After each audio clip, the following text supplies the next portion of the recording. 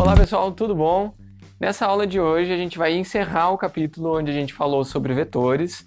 Todas as aulas vão ser resumidas agora, é a nossa revisão e resumo do capítulo. Se vocês tiverem algumas dúvidas, vocês podem tirar sempre nos comentários, é sempre um prazer tirar as dúvidas de vocês. Mas vamos lá, nesse capítulo 3 a gente falou sobre a diferença entre escalares e vetores, lembrando que grandezas escalares, apenas um número é o suficiente para descrever a grandeza. Claro que quando se fala de uma grandeza física, a gente vai ter a grandeza, o número, mais a unidade de medida, né? Só o número não é suficiente, a menos que seja uma grandeza adimensional. Mas, no geral, o exemplo aqui, ó, na temperatura, a gente vai falar, são 30, mas 30 o quê? 30 graus. 30 graus Celsius, um dia de praia, né? Então, quando a gente faz a álgebra, a soma de temperaturas, ou quando a gente fala de massa, soma, subtração, a álgebra, as regras comuns de aritmética e álgebra, elas se aplicam a grandezas escalares. Por outro lado, é muito importante destacar que para grandezas vetoriais, a álgebra, que resolve esses problemas, que trabalha a relação de soma, multiplicação entre grandezas vetoriais, ela é uma álgebra vetorial, ela tem suas próprias regras. Não são as mesmas das grandezas escalares, até porque as grandezas vetoriais elas não têm só um número, elas têm um número que é um módulo, que é um escalar, mas ela também tem uma direção e sentido, né? Ou seja, ela tem uma orientação. Então, aqui ó, a gente começou vendo a diferença entre as grandezas escalares e grandezas vetoriais. Na segunda aula a gente viu como a gente faz a soma geométrica de vetores, porque afinal de contas vetor ela é uma seta, tem um módulo, direção e sentido. Então a gente representa por uma seta, a gente desenha ela num espaço geométrico e geometricamente a gente faz a soma dela, né? A gente pode usar a regra do paralelogramo ou a regra da linha poligonal, que é essa daqui, ó. A gente pega os vetores que estão sendo somados, coloca um na ponta do outro, né? Então você tem o vetor A, aí você coloca na ponta do A o início do B, na ponta do B o início do C, e aí o vetor soma é o que liga as extremidades livres, né? E para subtrair, então a gente pega, por exemplo, tirar o A e subtrair B de A, o que a gente vai fazer é inverter o sentido do B, e a gente vai ter o menos B. Então a gente vai somar menos B com A, tá? Então ela é comutativa e associativa, a gente pode trocar os termos também. As componentes de um vetor. Então um vetor ele pode ser decomposto em componentes projetadas no eixo horizontal ou no eixo vertical, no eixo X ou no eixo Y, ou na verdade a gente pode ter diferentes sistemas de coordenadas, não necessariamente horizontal e vertical. E essas componentes então são as projeções. A gente tem a componente X, que é dado pelo módulo do vetor vezes o cosseno de θ, e a componente y, que é o módulo do vetor vezes o seno de θ, sendo que A é o módulo do vetor e o θ é o ângulo entre o vetor e o eixo x positivo, né? É assim que a gente define o ângulo θ, o ângulo de um vetor.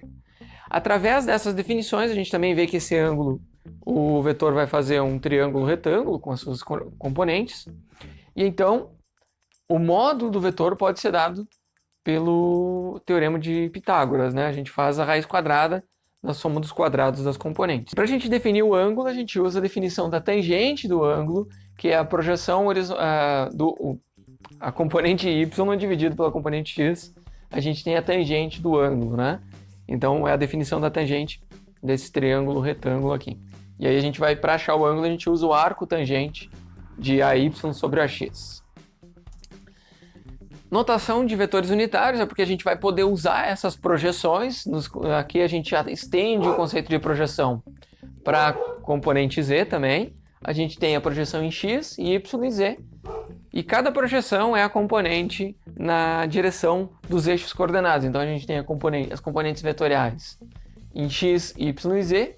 E as componentes escalares são só o ax, o ay e o az, que são as projeções propriamente ditas, né?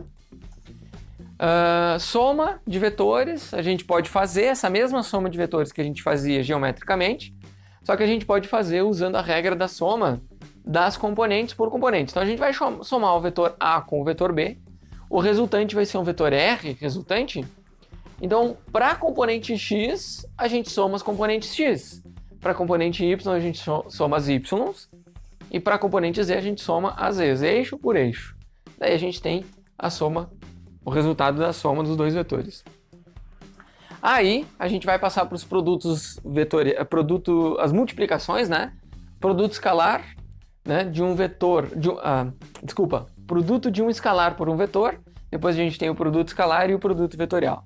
São 3 multiplicações quando a gente fala de álgebra vetorial.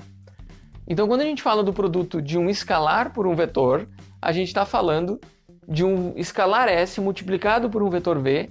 O resultado também é um vetor. É um vetor que está na mesma orientação do V, do vetor original. Se o S for positivo, e ele vai estar na orientação oposta se o S for negativo. Então a gente vai ter um vetor na mesma direção, só no mesmo sentido, ou no sentido oposto. O que vai inverter o sentido é o S ser negativo.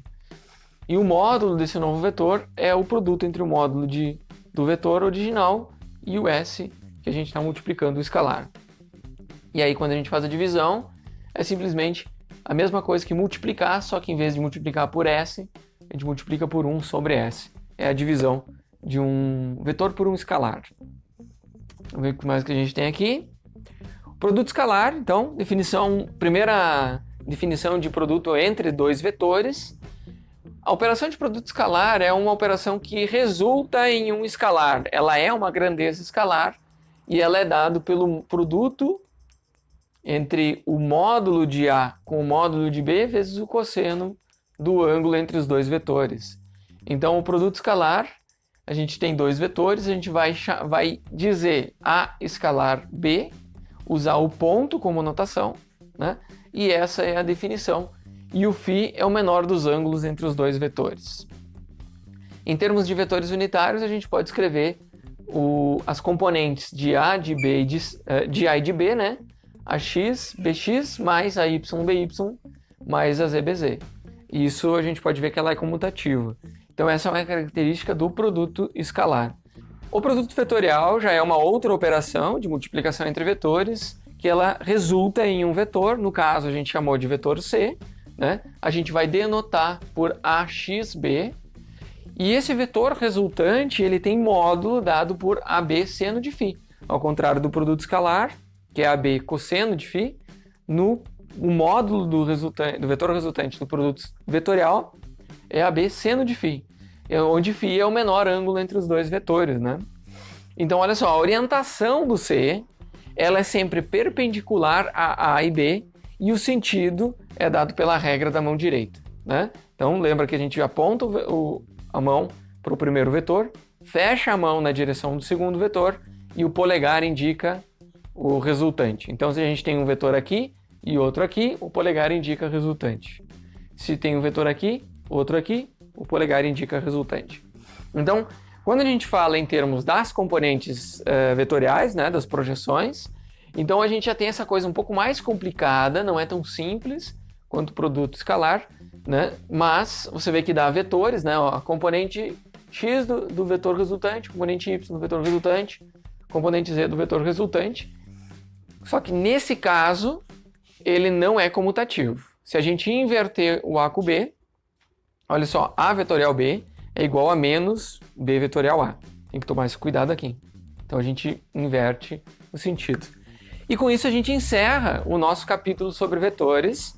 A nossa próxima aula a gente já vai começar a utilizar essa álgebra vetorial, falando sobre, na aula de apresentação, sobre o capítulo onde a gente vai estudar movimentos em 2 e 3 dimensões. Como também ao longo desse capítulo falamos, a álgebra vetorial nos possibilita resolver problemas físicos, né? Independente do sistema de coordenadas que a gente vai utilizar, a gente tem liberdade de escolher onde é o nosso referencial, a gente vai poder analisar movimentos em 2 e 3 dimensões, né? Utilizando essa matemática vetorial que a gente desenvolveu nesse capítulo. Então, pessoal, encerrando a aula de hoje, é sempre um prazer estar aqui com vocês. Lembrando que é assim que o nosso mundo funciona, nossa natureza se comporta dessa maneira, né? Essa álgebra vetorial, entender ela, nos possibilita entender ainda mais o nosso mundo. Se vocês ainda não se inscreveram no meu canal, inscreve ali, já ativa a notificação, dá um joinha no vídeo para incentivar a produção desse material. Também aqui é o meu Instagram, @ismaelfortuna, onde tem outros conteúdos sobre ciência, né? Pessoal, então, sempre um prazer estar aqui com vocês. Um forte abraço e até a próxima aula.